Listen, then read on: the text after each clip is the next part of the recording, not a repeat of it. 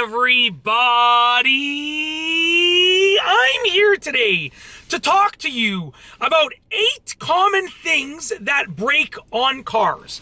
And you should get ready to repair them because these things will almost certainly break if you plan on owning your car for a while. Let's get right into the video. Number 1 is the car battery. Now, batteries are meant to break, and by break, I mean lose their charge.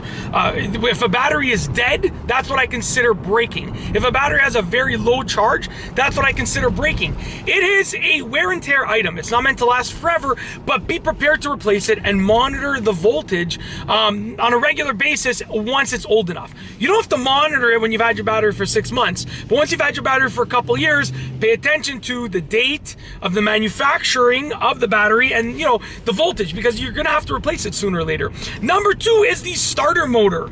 In my old car, the starter motor actually went. I went to go start the car, there was nothing. It turns out it was a starter motor. I had to get it replaced. They go over time.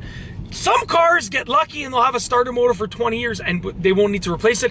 Other cars, it'll go bad after 5-6 years. It all depends. It's not like a voltage item like a battery. It's more a motor that wears out, and it all depends on how often you start and stop your car. And even like if you're starting and stopping your car in cold weather often, that's gonna affect it too. I live in Canada where we get some pretty cold winters. Not like everybody says, like, oh, it's a snowstorm every day. No, that's not the case. But you know, we get some pretty cold winters, so starting the motor all the time in the cold weather makes sense that it would go, okay?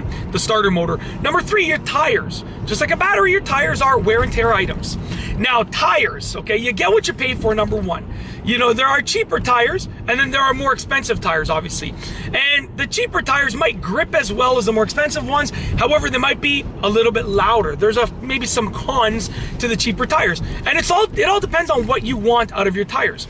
But they will go, you will need new tires. And to be honest with you, you better prepare your pockets because they can be quite expensive. Tires can cost you an arm and a leg, especially on sport cars and luxury cars where the tires are wider and grippier in terms of what they're made of, like the compound that they're made of and stuff like that.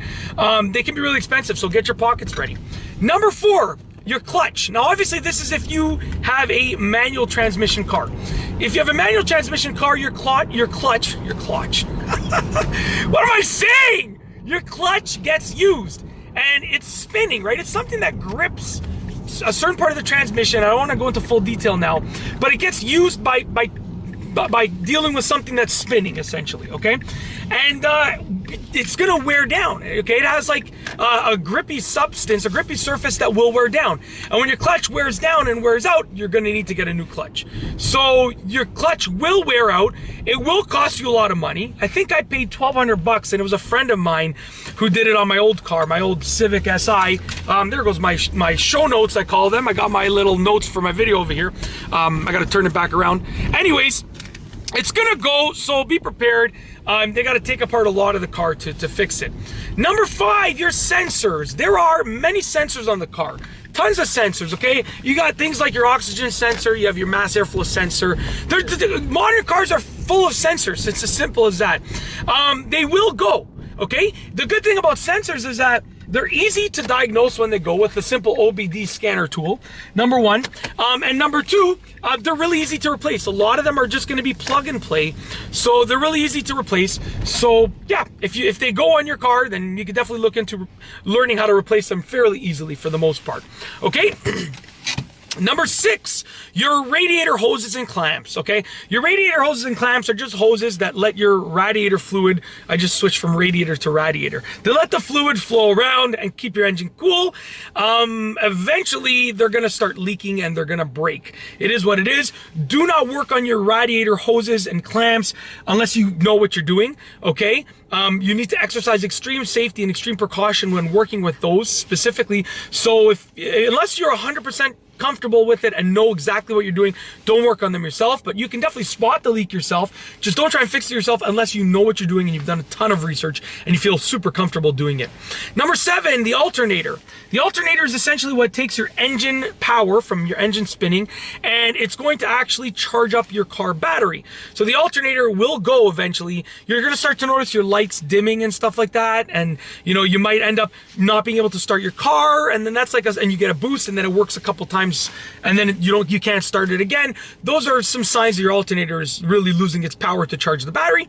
Last but not least is number 8, your gaskets. Now gaskets are really cheap. They're just these little things that seal two metal pieces together, but they're usually hard to replace. So like if you have to replace a blown head gasket, for instance, the head gasket might cost you unbelievably small amount of money, but to replace it might cost you thousands of bucks, because they got to take apart the whole engine to replace it. But you know, it's something that you got to do because you're going to get oil leaks and oil burning everywhere.